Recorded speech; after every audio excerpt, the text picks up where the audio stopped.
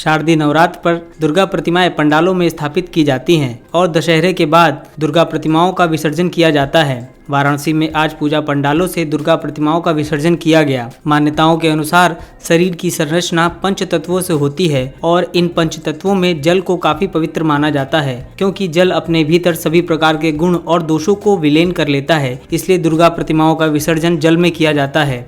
हर बार की बात ही इस बार तो हम लोगों को बहुत ही नॉर्मल तरीके से हम लोगों ने विसर्जन किया। पूजा भी हुआ है और विसर्जन भी, नहीं तो हम लोग बड़ी भव्य तरीके से आते थे।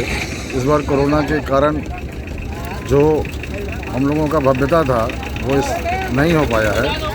बहरहाल बहुत अच्छे तरीके से माँ का पूजा हुआ है और प्रशासन शासन का सबका सहयोग रहा है। देखिए, प्रथा तो सब खराब ही हो चुका है। प्रथा तो गंगा में, माँ गंगा में विसर्जन होने का जो होता रहा है, हम लोग बचपन से देखते आ रहे हैं, वो चीज़ नहीं हो रहा है। उसका तो एक दुख ही है सारे लोगों को। दुर्गा प्रतिमा स्थापित करने वाले लोगों का मानना है कि नवरात्रि के 9 दिन मां अपने नैहर में रहती हैं और दशहरे के बाद उन्हें विदा करने की परंपरा है। लोगों का ऐसा मानना है कि दुर्गा पूजा स्थापित करते समय मां के चेहरे पर अद्भुत मुस्कान होती है और विसर्जन के समय उनके चेहरे पर उदासी छा जाती है। दुर्गा प्रतिमाएं विसर्जन करने वाले लोगों का कहना है कि इस बार कोरोना महामारी के कारण मूर्ति विसर्जन का भव्य आयोजन न करके सांकेतिक रूप से विसर्जित किया जा रहा है। माँ जब हमारे यहाँ से आती हैं, ये अपने नैहर आती हैं और इनको बहुत दुख होता है जब ये जाती हैं।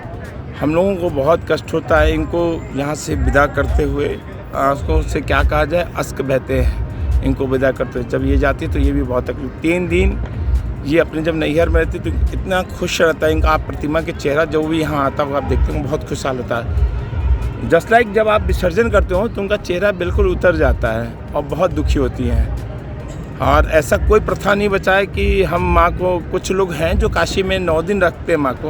हम लोग भी चाहते हैं कि ऐसा कुछ ऐसा आए कि 9 दिन को माँ को पंडाल में रखा जाए और विगत कितने समय तक रखा जाए। लेकिन ऐसा जो पहले का नियम बना हुआ है कि माँ को विसर्जित करना ही है, माँ मट्टी की है।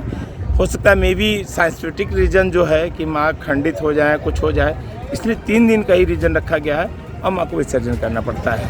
बहुत सारी दिक्कतें, जहाँ हम बहुत खुशहाली से आते थे अपने ढाक को या अपने बैंड पार्टी को लेकर आते थे, प्रशासन ने उस पर रोक लगा दी है।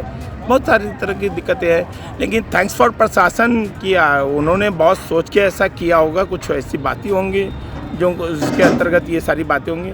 हम आए, आराम से विसर्जन किए और सब अपने अपने घरों को जाएंगे। So happy. जय दुर्गा माँ।